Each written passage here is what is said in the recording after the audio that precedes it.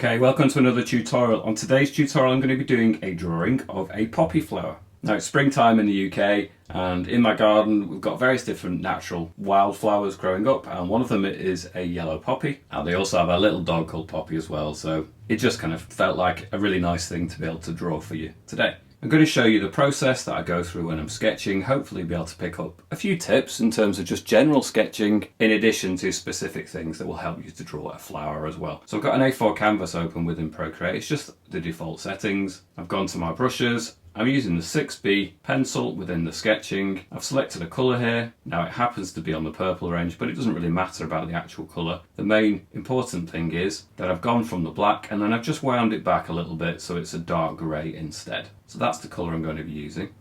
I'm trying to get an authentic feel of pencil sketch, and I found that this one works really well. In terms of the settings, I've got it at 50% opacity or thereabouts, and I've got it about 20% size. Now that seems to work quite well for an A4 canvas within Procreate. So the first thing I do when I'm drawing is figure out where I want the focal point to be. So I'm just going to start with the section in the middle where we have the little seed area, and we've just got a shape like this. Now I do keep it very light to begin with, so I'm only sketching the rough shape, keeping it really light, just like I would do with a real pencil on paper. I'm trying to create something that basically feels as authentic as possible to a real pencil and paper experience. And then we've just got some little darker sections that go around the top like that. So from here I'm going to draw out a line in this direction, and I'll get the rough shape in of the first petal, try and get the scale right, and it's something like this kind of shape. So it's not round because it almost grows out there in a straight line,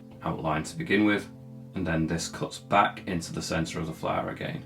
What I might do actually is just press on a bit more than I would do normally, just so you can see it on camera a little bit better, and then maybe I can just subdue the layer anyway. Next I'm going to create another petal, and again it cuts behind this one. It curves up from the angle that I'm viewing it. It's a really good thing to actually create observational drawings. It's so useful. It teaches you about perspective and light and textures and all these really important things. And just as I was saying before, we can use this transform tool now just to reduce the size of it, bring it slightly more central. And that now is going to give us more appropriate space to do this next petal, which again slightly overlaps, and then it curves up. The next thing we're going to do, now that I've got the rough outlines of the petals in, I'm going to actually go in and just refine the outline. Now I'm going to keep this a mixture between realism in terms of all the tone and shading looking how I see it, but I'm also going to give it a slightly illustrative or illustrated feel as well. So we're going to have slightly darker lines around the edges. I do tend to like that combination. So if I was trying to make this look entirely like a photograph, then when we reach the edge of a shape, we just have a tonal shift. So you might just have it light at the edge and then the background is darker, and we know that one thing has ended, another thing has begun because there is a shift in tone. But sometimes when you want to actually create an illustration, then it's as well to actually create a darker line. I found this really quite a useful technique, especially if I'm out in the field and I'm trying to understand a form. Sometimes it might be necessary to just create a bolder outline so that when you look back at it later, you really can understand exactly what it is you're looking at. Sometimes when you have a subtle shift in tone, it just leaves it a little bit more confusing. So we actually have a section there that folds over, so we'll just include that detail, and then we'll go back over to this area.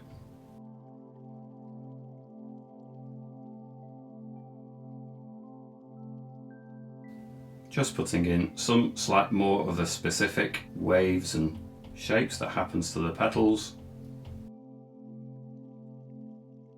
Now that I've added all the petals, I realise that this initial shape just isn't working, so we'll go back to that. We could, in fact, just grab it with that selection tool here, and it's on freehand, so I've just drawn around it.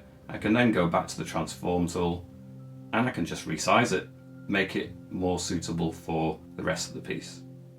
So one of the great things about digital is that you can use the eraser and you can redraw things, or you can just shift them around using the tools that we have.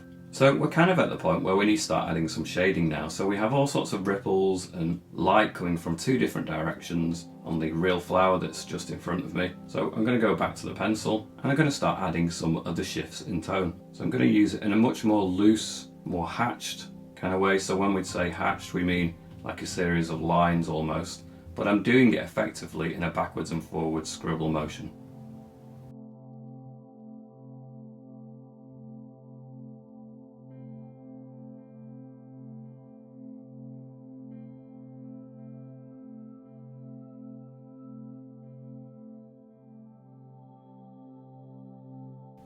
So I'm just observing where the light and dark shifts are, and I'm just trying to replicate something of those ripples within the petals.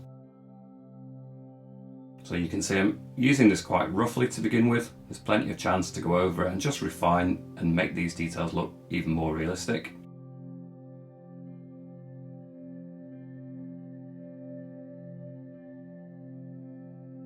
So as we pull into the centre, we've got slightly more exaggerated ups and downs, peaks and troughs within the petals, so we're seeing a darkening perhaps of the tone as we get towards the centre.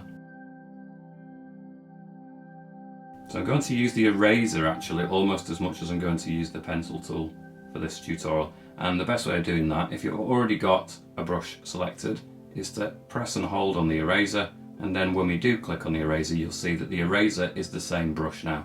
So it's going to have the same quality even when we are erasing.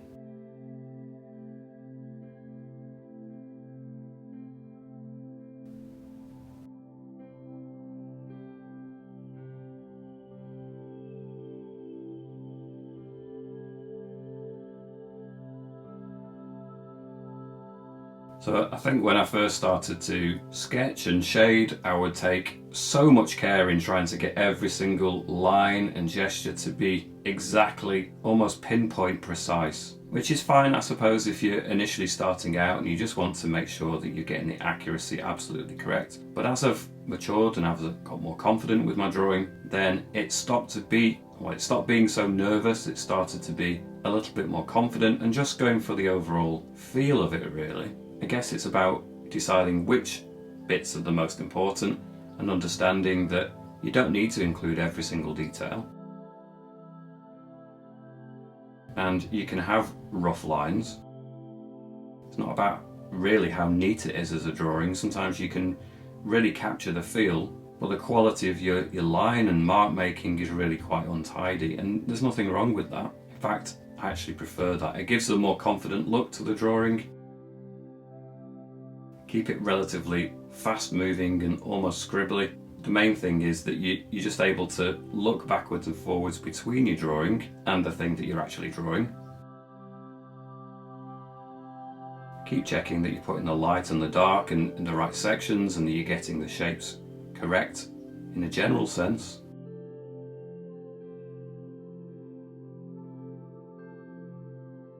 But if it's all generally quite scribbled and doesn't look particularly neat, then actually it can lend quite a lot to the effect overall.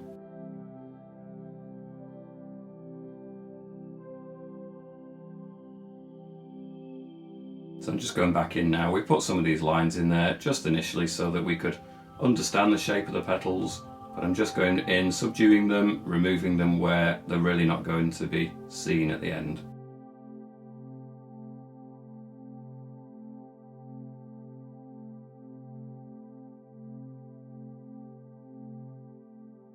I think that the longer you spend observing an object, the more little changes you're going to observe, and I think it's really important that you do spend time in your art development. Just make sure that you get this aspect of drawing right. If you've never really been someone who spends the time concentrating on sustained drawings that take you many hours, then I think that you're never going to quite get to the stage where that you really observe some of those little subtle details that don't actually present themselves to you obviously when you first glance at something. Sometimes it takes hours of looking at shapes and forms for you to notice a subtle change in tone, and then you might suddenly see a pattern starting to emerge out. And once you've actually trained your eye to be sensitive to those little changes, you will actually find yourself noticing those smaller shifts and changes more often. So it's not even about drawing a specific item sometimes, it's about training your eye to observe. So think of it like something that needs to be trained, it's something that needs to be exercised like any muscle in the body. think of it like an observation strength that you need to exercise.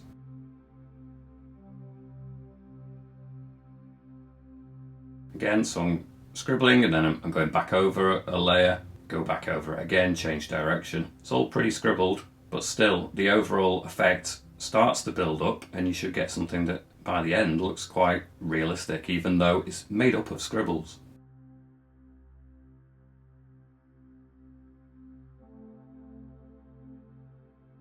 So I'm leaving that section for the centre. It's going to have lots of little tiny textured areas, which if you look at the centre of a poppy, you'll notice there's lots of little stems and little artifacts on the end of those stems. I'm afraid I'm not a flower expert, so I'm probably got tons of you watching that know the correct name for these different parts of the flower, and I'll happily take the names in the comments areas if you want to just tell the rest of the audience the bits that I've drawn. I did obviously do these things in science at school, but I'm afraid it's been a long time since I've studied. I know we have things like stamen and things like that, but I kind of get confused as to which bits are which. I can only apologise. I'm not using the correct technical terms, but I'm still going to bring out the detail in the drawing anyway. So I'm just building up some more of the darkness here. And this is the thing with a lot of drawing, is that you change one area and then you realise that another area needs raising in its overall tonal value as well. So it's about constant checking and backwards and forwards between the values that you've created in one area and how it compares to another. Now this is a bright yellow flower, so in some ways I'm slightly darkening up, but it's going to be necessary to do that to really show the variety of dark and light shadows and changes in tones. I've also set up two really quite strong light sources here, so it's going to bring out the drama, it's going to bring out the contrast in those shifts between dark and light. And that again is something I found really useful in the past. If I'm drawing a still life image, then I control the lighting, and rather than having just a diffuse light that's generally present in the room, I will actually control it. I'll find a really nice position for a lamp, maybe light it from a couple of different places, so you get a main light and then maybe a secondary light. And it's really going to teach you about strong shadows and shifts in light. And I think anything that I draw at this stage, even when I'm making things up, in fact almost especially when I'm making things up, I'm using that background information about how light behaves on still life observational drawings to teach me where to put the light when I'm imagining an object. It's all in there, and I think that that kind of understanding can only come through close observation.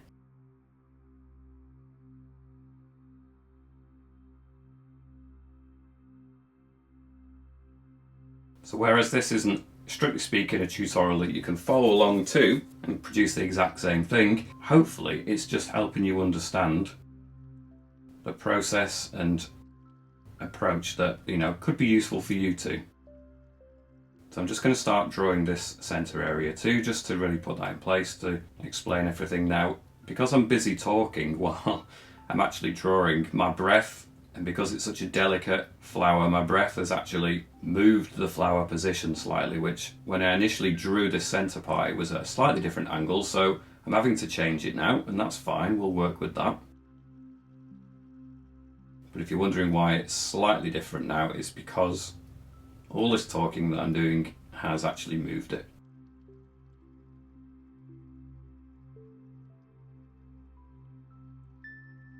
That is I think the biggest concern when you're drawing sort of observational drawing is trying to keep a consistency. So sitting still so that you're forever looking at it from the same perspective, just even small shifts in position can really change dramatically the overall thing that you're drawing. You want to try and keep that consistency.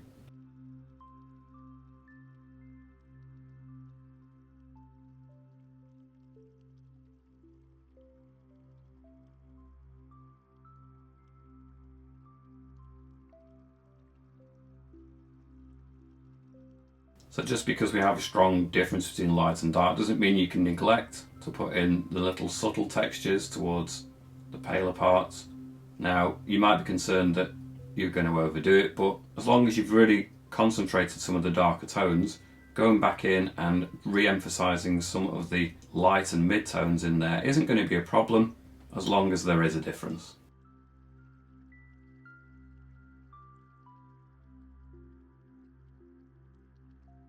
Okay, I'm going to move to the eraser, and although we've got the right brush selected, I've not got the right settings, so I'm going to put that back down to 20%, and I'm also going to put that at 50% opacity, and I'm just going to go back in and I'm going to start removing some of the textured parts that are just going to be catching the light as they go around.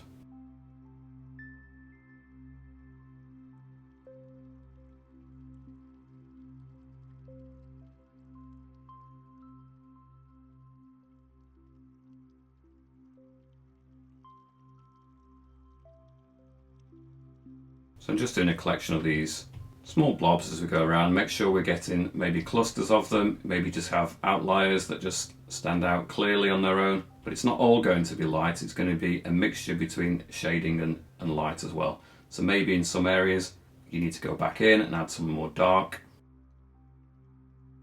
If you haven't got a base there to actually pluck out some of the light bits, then go back in, darken it up. Go back in with the eraser, and then we can work back in, removing that tone again, just to help bits of it stand out. In addition to that, we've also got, in fact, we'll use the eraser, just lightly start to draw some lines towards the centre, and that's going to give us the little stems that they are connected to, or a hint at them anyway. I'll zoom in a little bit. Just emphasise one or two. That should be enough to create the suggestion for how this is working. Go back in with my shading. So now I'm just starting to work in between, again emphasising some of these little stems as they come out and reach out.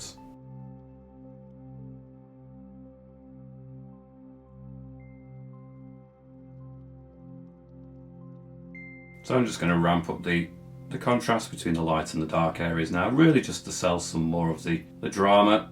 And it's okay to exaggerate tone too. You know, this is a drawing at the end of the day, it's not a photograph. So we're trying to recreate some of the realism for sure, but sometimes the best way of really selling a form and a shape and communicating that shape across is to just selectively exaggerate things slightly, so you can push darker tones slightly further than perhaps they do appear to you naturally. And that can be really what helps create the illusion that something looks realistic sometimes. So I'm just darkening it up as it approaches the centre now. Now it's darker than it actually appears in front of me, and that's okay.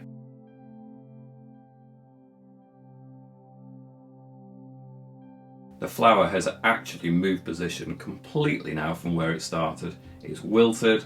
It's freshly cut from the garden, but it started to just move and it's changed the lighting of everything. So to a certain extent, I'm having to use observations in a general sense now anyway. So it's always useful to have it in front of you, and if you do find that it moves, or you've accidentally knocked it and you can't get it quite back in the position that it was, these things happen. But you can still take a general sense of the texture. You can take the texture from one part and perhaps just start to use that as information for another section.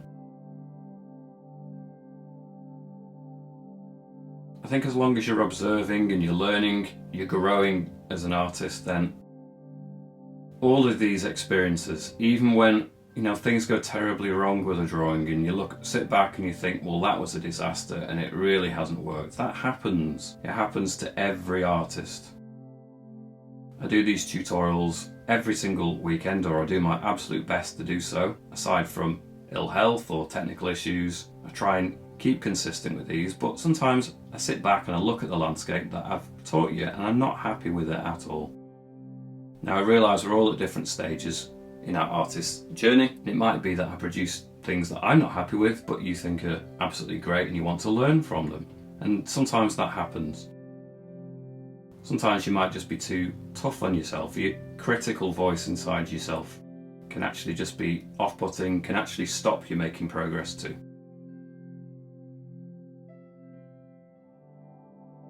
So I do think it's important to have the ability to be critical about your own work. So you don't want to be blind to the problems that might be in your work because you've not learned anything. If you can't see what's not working in your work, then you'll never make any steps forward. But at the same time, you need to give yourself the pat on the back and the acknowledgement when you've made some progress.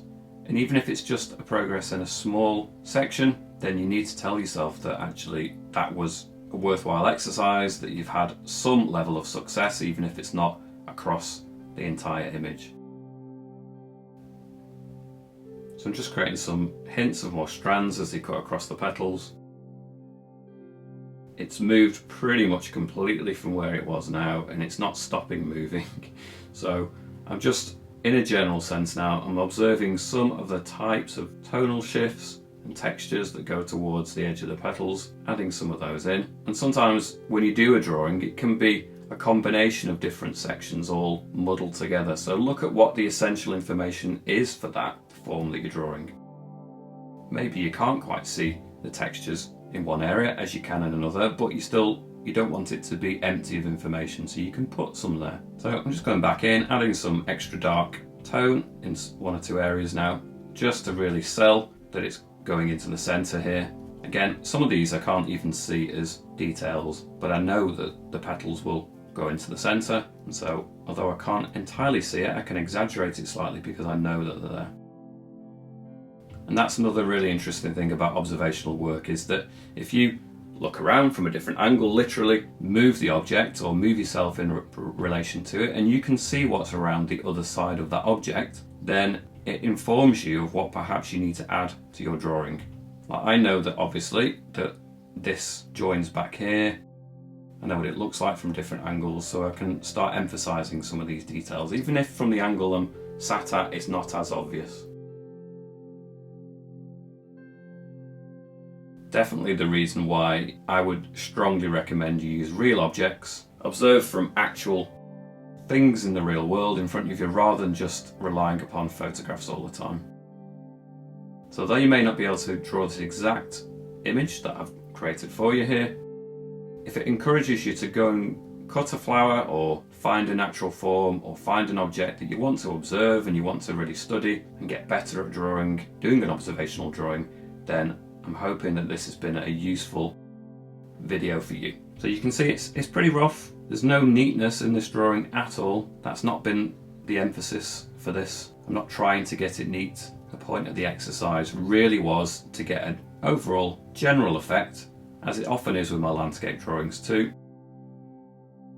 If you put the important things in the right places, then you're going to achieve that look of realism anyway. So it's hopefully showing you that realism is not about tidy details or specific details, because the actual thing may be slightly inaccurate if things shift and change in the scene, like the lighting or the position. But as long as you can observe and figure out what the most important aspects are, the most important details are, you can still bring out realism.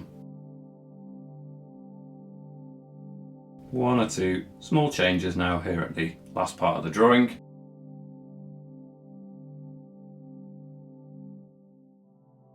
Although we wanted to create some nice bold lines around the edge, if you want to soften some of them in, go back in with your eraser, find bits that you just want to subdue slightly if that feels appropriate to the drawing, fine tune it, tidy it up in places perhaps, but I wouldn't feel any necessity to make it a tidy drawing.